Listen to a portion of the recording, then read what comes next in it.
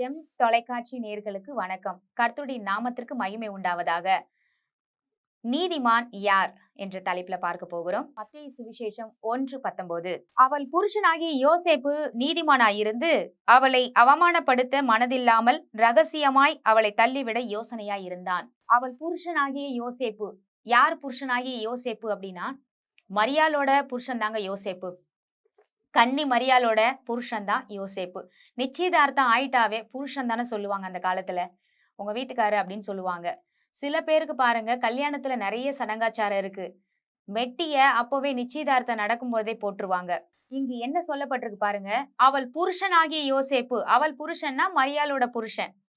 ஆனா மேரேஜ் ஆகிறதுக்கு முன்னாடியே பாருங்க, நிச்சயதார்த்தம் என்கேஜ்மெண்ட் முடிஞ்சிருச்சு. அதனாலதான் அவள் புருஷனாகிய யோசேப்புன்னு அந்த இடத்துல வருது. அங்க யோசேப்பு தன்னுடைய மனைவியை அவமானப்படுத்த மனதில்லாமல் இருந்தாராம். மனதில்லாமல் இருந்தது எவ்வளவு பெரிய விஷயம். ஏன்னா இன்னைக்கு வாழ்க்கையில வாழ்ற எல்லாரையும் போய் கேட்டீங்கன்னா, ஒரு 10 வருஷம் வாழ்றாங்க. சில பேர் லவ் மேரேஜ் பண்ணிட்டு 1 வருஷம் 2 வருஷம் வாழ்ந்துட்டு அந்த பெண்ணை பிடிக்கல அப்படின்னு ஒரு காரணத்துக்காக, அவ நல்லவளே இல்ல, அவ தப்பானவன் சொல்லி வேணான்னு சொல்லி ஒதுக்கி வச்சுட்டு, இவரோட விருப்பத்துக்கு பிரகாரமா இன்னொரு பொண்ணை கல்யாணம் பண்ண இப்படியெல்லாம் பழி போடுறாங்க. ஆனா இங்க யோசேப்போடைய வாழ்க்கையை நீங்க புரட்டி பார்த்தா தெரியும். அந்த இடத்துல ஆண்டவர் கொடுத்த ஒரு வார்த்தைக்காக மரியாள் கர்ப்பவதி ஆயிடுறா. ஆண்டவர் கொடுத்த வார்த்தையின் மூலமாக தான் தேவன் அந்த இடத்துல பரிசுத்த ஆவியானவர் நிழலிட்டு ஒரு கர்ப்பவதி ஆகிறா. அதுவும் கன்னி மரியாள். அந்த இடத்துல ஒருத்தரை கூட நிமிந்து பார்க்க முடியாத அளவுக்கு வாழ்ந்த ஒரு மரியாள், பரிசுத்தமான ஒரு பெண்.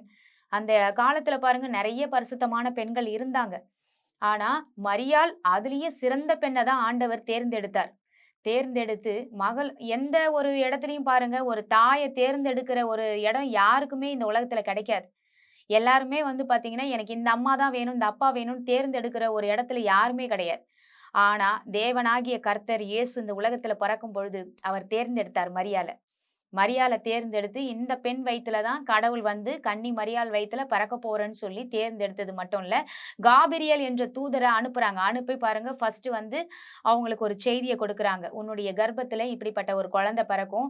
இந்த குழந்தை தேவ குழந்தைன்னு சொல்லும் பொழுது, நான் புருஷனை அறியலையே, நான் கல்யாணமே ஆகல, என் வீட்டுக்காரர் என் கூட வாழவே இல்லை, ஆனா ஒரு குழந்தையை பெத்துக்கொண்டா எப்படி அப்படின்னு சொல்லி அவ உலக பிரகாரமா ஒரு கேள்வியை தேவதூதர் இடத்துல கேட்கிறா. ஆனா அந்த இடத்துல பாருங்க, ஆண்டவர் சொல்றாரு, இல்ல பரிசுத்த ஆவியானவர் நிழல் இடுவாங்க, உன் மேல உனக்கு ஒரு நிழல் வந்த உடனே நீ கர்ப்பவதி ஆயிடுவ, நீ ஒரு குழந்தைய பெத்து அந்த குழந்தைக்கு பேர் இமானுவேல் அப்படின்னு சொல்லி நீ பேர் வைக்கணும்னு சொல்லி பாருங்க. கர்ப்பம் ஆகல, எல்லாத்தையுமே சொல்லிடுறாங்க. இந்த குழந்தைக்கு இந்த பேர் தான் வைக்கணும், இப்படிதான் பிறக்க போகுதுன்னு சொல்லிடுறாங்க. ஆனா இது மரியாளுக்கு நல்லா தெரியும். ஆனா யோசேப்புக்கு தெரியாது. தெரியாத இருக்கும்பொழுது எல்லாரும் அந்த உலகத்துல பாருங்க, அந்த இடத்துல கிராமத்துல இருக்கவங்க எல்லாம் அந்த காலத்துல கிண்டல் பண்ணியிருப்பாங்க. 2000 வருஷத்துக்கு முன்னாடி பாருங்க, இந்த காலத்திலே கிண்டல் பண்ணுவாங்கன்னா, அந்த காலத்துல 2000 வருஷத்துக்கு முன்பதாக பாருங்க, வெறும் விவசாயங்களும் பயிர்களும் கிராம வாழ்க்கையும் தான் இருந்திருக்கும். அப்போ எவ்வளவு கிண்டல் பண்ணியிருப்பாங்க அந்த இடத்துல. ஏன் உன் பொண்டாட்டி என்னப்பா, நீ நிச்சயதார்த்தம் ஆன பொண்ணு வந்தா மாசமா இருக்கிற, வயித்தை தள்ளிக்கிட்டு போற, நீ அவளையா போய் கல்யாணம் பண்ணிக்க போற, என்னப்பா இது என்னப்பா, யாருப்பா இது அப்படின்ற மாதிரி கிண்டல் பண்ணியிருப்பாங்க. ஆனா அந்த நேரத்துல கூட அவங்களுக்கு, யோசேப்புக்கு எத்தனை அவமானங்கள் இருந்திருக்கும். இது கடவுள் குழந்தைன்றது ஒரு பக்கம் மரியாளுக்கு தெரியும். ஆனா சந்தேகத்துக்குரிய ஒரு நபராக தான் வாழ்ந்திருக்க முடியும் யோசேப்பு. எப்படி அது இருக்கும் அப்படின்னு சொல்லி ஒரு சந்தேகம் நிச்சயமா ஒரு மனிதனா பிறந்தவனுக்கு வருமா வராதாங்க. ஆனா யோசேப்பு அந்த நிலையிலையும் கூட பாருங்க, அந்த பெண்ணை அவமானப்படுத்த மனதில்லையா. அதனாலதான் அவருக்கு நீதிமான் என்ன பெற்றது.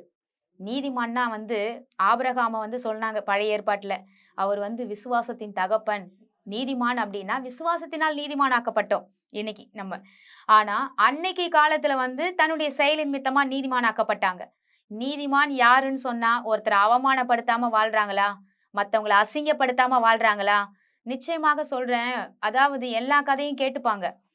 அவங்க வாழ்க்கையில நடந்து எல்லா கதையும் கேட்டுப்பாங்க. நம்மளும் பார்த்தீங்கன்னா உண்மையை பேசுவோம். என் வாழ்க்கையில இது நடந்துச்சு, அது நடந்துச்சுன்னு, அது ஃப்ரெண்டா இருந்தாலும் சரி, தன்னுடைய கணவர் கல்யாணம் பண்ணிக்க போறவரா இருந்தாலும் சரி, எல்லா உண்மையும் அவங்க கிட்ட பேசுவோம். எதுக்காக சொல்லுவோம் தெரியுமா? நம்மளை பத்தி புரிஞ்சுக்கணும். நம்மளை புரிஞ்சுக்கிட்டா நாளைக்கு பிரச்சனை வராதுன்னு நம்ம சொல்லுவோம். ஆனா அதையெல்லாம், அந்த கதையெல்லாம் வாங்கிக்குவாங்க. வாங்கிக்கிட்டு என்ன செய்வாங்க தெரியுங்களா? உங்களை கொண்டு போயிட்டு பின்னாடி போய் பேசுவாங்க. அவளுக்கு என்னெல்லாம் நடந்துச்சு தெரியுமா? அவளை பத்தி எனக்கு தெரியும். ஏன்னா இவங்களுக்கு காரியம் ஆகுற வரைக்கும், இவங்களுக்கு ஒரு வேலை நடக்கிற வரைக்கும், இல்ல இவங்க வாழ்க்கையில நீ தப்பு செய்யறன்னு சொல்லிட்டீங்கன்னு வச்சுக்கோங்களேன், உங்க தப்ப பேச ஆரம்பிச்சிருவாங்க. அது நண்பரா இருந்தாலும் சரி, உங்க கணவரா இருந்தாலும் சரி. ஆனா ஆண்டவர் பாருங்க, யார நீதிமான் என்று ஆண்டவர் சொல்றாரு பாருங்க. யோசேப்பு நீதிமான் எண்ணப்பட்டதுக்கு காரணம் என்ன தெரியுங்களா? அவரு பெண்களை அவமானப்படுத்த மனதில்லையாம். பெண்கள மட்டும் கிடையாது, ஆண்களையும் கூட யார் ஒருத்தர அவமானப்படுத்தாம இருக்கிறோமோ, அவங்க நீதிமான் என்று பாருங்க இந்த வேத வசனத்துல பார்க்கிறோம். அப்போ இந்த மாரி நீதிமான்கள் இன்னை காலகட்டத்துல வாழ்றாங்களா? அந்த மாரி நீதிமான்கள் நிச்சயமாக எழும்ப வேண்டும் என்று நாம் ஜெபிக்க போகிறோம். இந்த மாரி நீதிமான் இருந்தா யாருக்கு யாரும் அவமானம் கிடையாதுங்க. அவமானப்படுத்துறதுக்குன்னு ஒரு தகுதி இருந்த போதிலும், தேவன் பாருங்க அவமானப்படுத்த மனதில்லாதவனா யோசேப்பை நடத்தினது போல ஒவ்வொரு மனுஷங்களையும் நடத்தணும். எங்கள் அன்பும் இரக்கமும் நிறைந்த நல்ல தகப்பனே, நாங்கள் உம்மண்டையில் வருகிறோம் சுவாமி. இன்றைக்கு நீதிமான் என்று அழைக்கப்பட்ட யோசேப்பை குறித்து நாங்கள் பார்த்தோம். ஏனென்றால் ஒரு பெண்ணை அவமானப்படுத்த மனதில்லாமல் இருந்தான் என்று நாங்கள் பார்த்தோம். யாராக இருந்தாலும் அவமானப்படுத்தாமல் அவருடைய ஆண்டவரே கொஞ்ச நாள் கழிச்சு நாங்க பார்க்கும்பொழுது அந்த இடத்துல அவரே குழந்தை அந்த இயேசு பிறக்கிறதுக்கு உதவியாக இருந்தார் நாங்க பார்க்கிறோம். இன்னைக்கு அநேக பேர் ஆண்டவரே ஒருத்தருக்கு ஒருத்தர் அவமானப்படுத்தி கொண்டு ஒருத்தருக்கு ஒருத்தர் ஆண்டவரே அது ஃப்ரெண்ட்ஷிப்பா இருந்தாலும் கணவன் மனைவியா இருந்தாலும் உற்றார் உறவினர்களா இருந்தாலும் அவமானப்படுத்துற வாழ்க்கையை மாற்றி போடுங்க. ஒருத்தருக்கு ஒருத்தர் தயை ஆண்டவரே மன உருக்கத்தையும் இரக்கத்தையும் கொடுக்கும்படியாக நாங்க ஜெபிக்கிறோம். நீதிமான்களாக வாழ உதவி செய்யுங்க. ஒருத்தருக்கு ஒருத்தர மனதை ஆண்டவரை அவமானப்படுத்த மனதில்லாமல் இருக்க அந்த ஆவியை என் தேவன் அனுப்பும்படியாக நாங்கள் ஜெபிக்கிறோம். ஒவ்வொருத்தருடைய ஆண்டவரை வாழ்க்கையில் அவமான சின்னத்தை சிலுவையில சுமந்துட்டீங்க, இனி நாங்கள் சுமக்க தேவையில்லை என்று நாங்கள் ஜெபிக்கிறோம் அப்பா. உம்முடைய கரத்துல ஒப்பு கொடுக்கிறோம் ஜீவனுள்ள நல்ல தகப்பனே, ஆமேன். கர்த்தர் நம் அனைவரையும் ஆசிர்வதிப்பாராக. God bless you.